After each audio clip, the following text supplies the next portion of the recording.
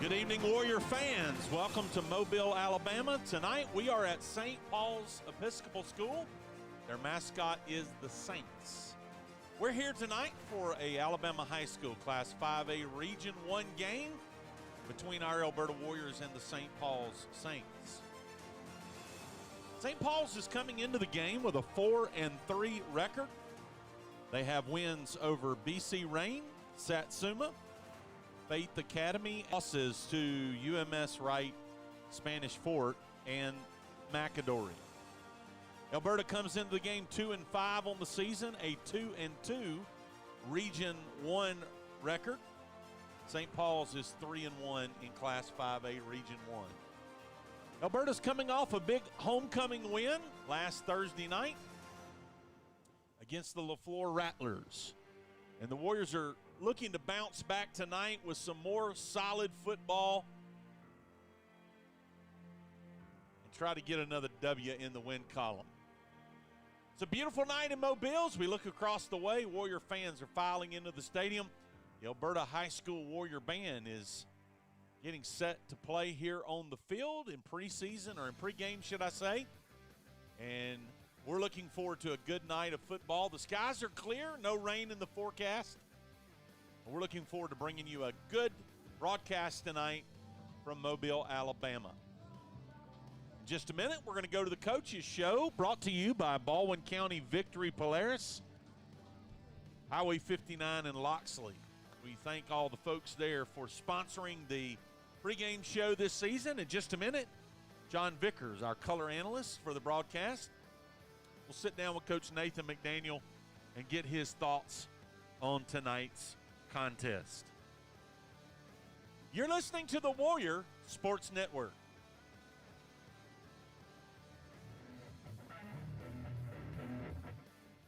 Welcome in to the Elberta Warrior pregame show, brought to you by Baldwin County Victory Polaris.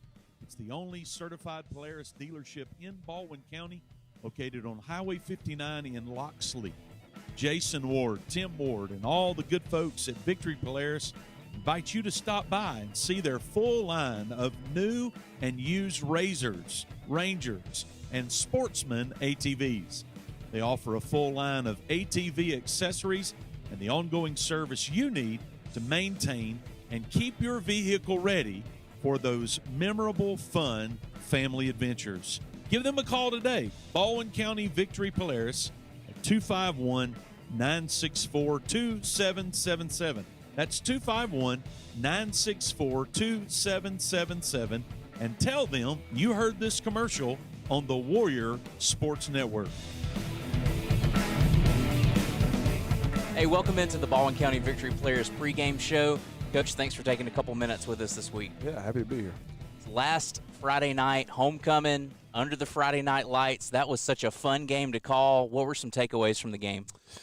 Yeah, I was happy for our kids. LaFleur, I thought, played an excellent game. We're kind of in a in a situation where we're going to get just about everybody's best game because the teams that are struggling feel like they have a chance to beat us, and the teams that are really good know that we're just good enough that if they don't play extremely hard, that we could give them we can make things interesting. So LaFleur played the best game that they've played, and hats off to them. They had a couple of guys that were really, really good players. They had that inside linebacker, a 6'4", 220 kid who was unbelievable. And then number 7, the receiver, phenomenal player. Freshman quarterback they had, man, he was a really good player too. He's going to be a really good player. Just turned the ball over a lot, but. Takeaways from it. One, you get the win, which is always good. But two, I thought defensively we did some really good things. We got put in some tough spots. I think they had the ball probably 5 or 6 times in the red zone, either by our doing or after a turnover. And man, we were able to hold them out. I think we had 5 or 6 takeaways. One that resulted in a score for the defense, and then. Offensively, I thought that we were able to run the ball effectively, which we expected to be able to do. A lot of times with those guys, honestly, it can kind of be tough sometimes when you play teams like that because there's not a lot of consistency with what they're doing schematically, so the pictures don't look the same every time, the pre-snap pictures.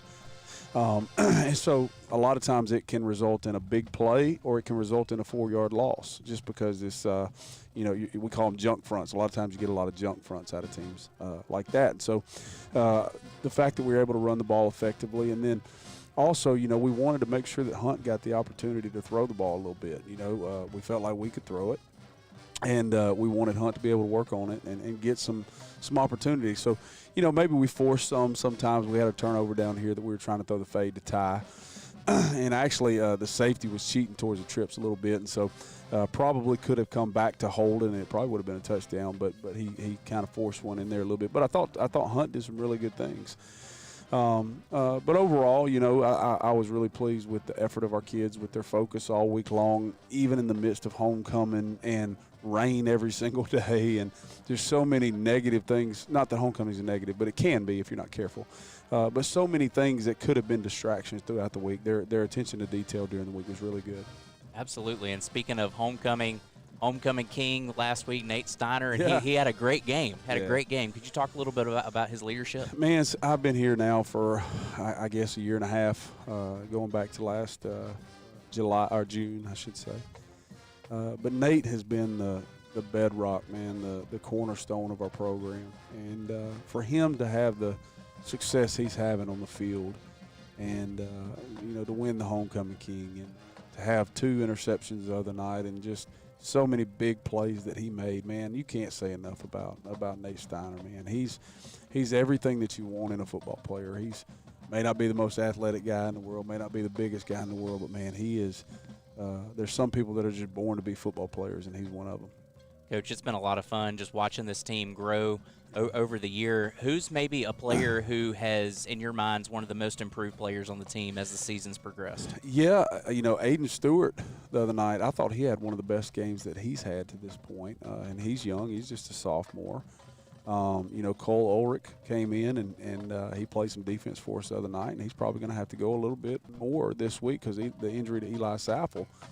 Solomon Waldrop, I mean, he's our lead receiver, and Solo's doing some incredible things, and then there's a lot of young guys that are developing. I mean, heck, our JV team beat Faith Academy the other night, Monday night in a JV game, and they step off the bus and you go, Lord Jesus, this isn't going to be good, and we ended up beating them 8-7. So, man, those kids are doing a lot of good things, and so.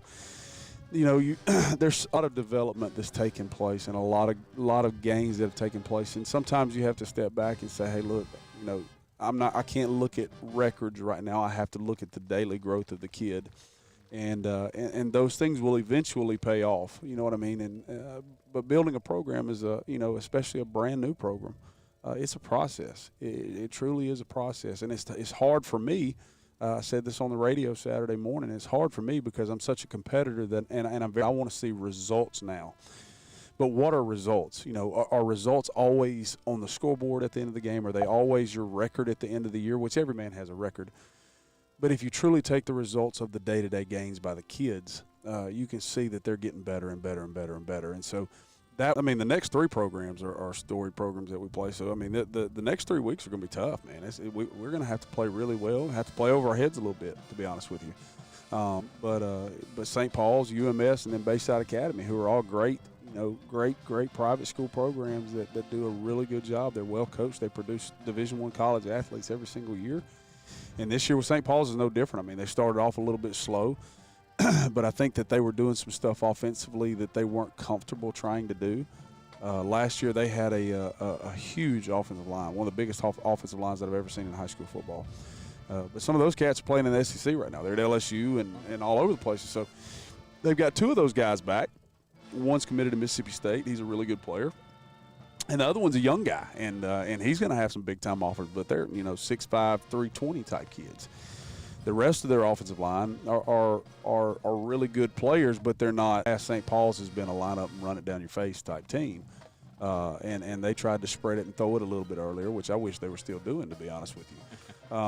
But about 3 weeks ago, just based off the film and the videos that we have, they've gone back to under center. Here it comes. You better stop it. And so They've got two good backs. One transferred in from Mississippi last year, who didn't play a ton against us last year, but he played in some spots. But he's a really good player. I think he's got a Florida State offer. He's a really good player. And then they've got another senior kid who I think is just as good. Probably doesn't have the offers that number one has, but the other one is just as good. And so our challenge tonight, which is a tremendous challenge, but is to try to create some negative plays defensively on first down and try to get them in throwdown situations to where they have to go 10 personnel and they have to spread it out and try to throw the football. If we can get them in some throwdown situations, then we'll have a chance to be really competitive. But if they can line up and just run it down our throat and say, take this and, we're going to do it until you stop it, it's going to be a hard night to call defense. Offensively, defensively, they lost a lot off of their defense last year. They were 15-0 last year, won the state championship, obviously. And they lost a lot off of that defense. But, man, they're fundamentally sound. They're going to be where they're supposed to be. When they get to the point, where the ball's at, that, man, they'll hit you. And so we're going to have to do a really good job of controlling the line of scrimmage.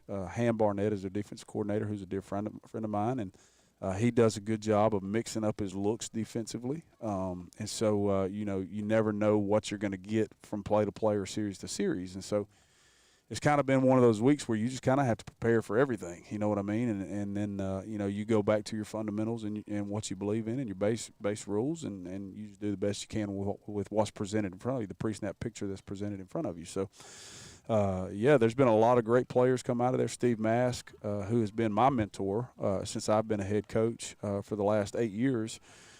Steve is a tremendous human being, and he is a great football coach. And he's won a lot of games at St. Paul's, and I think he's won 4 or 5 state championships. So it's going to be a tremendous challenge for us. But, man, that's what football's all about. I mean, that's what our program needs to I guess start embracing those types of challenges rather than saying, "Ooh, I don't want a part of that."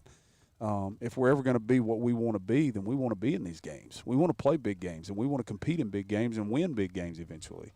And what better time to start than tonight, So.